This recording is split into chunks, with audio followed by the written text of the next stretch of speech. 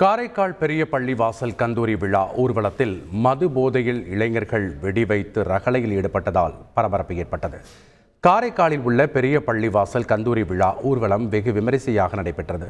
அப்போது மது போதையில் இருந்த சில இளைஞர்கள் தொடர்ச்சியாக வெடிக்கக்கூடிய வெடிகளை கூட்டத்தின் நடுவே வைத்து நடனமாடியதாக கூறப்படுகிறது.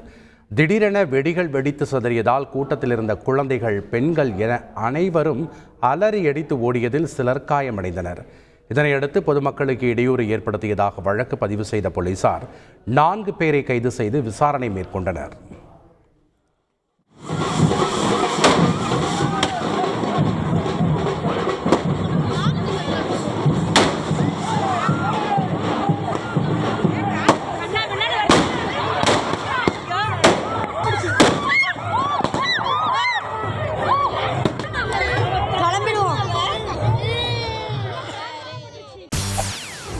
செய்திகளை உடனுக்குடன் தெரிந்து கொள்ள உடனே சப்ஸ்கிரைப் பண்ணுங்க.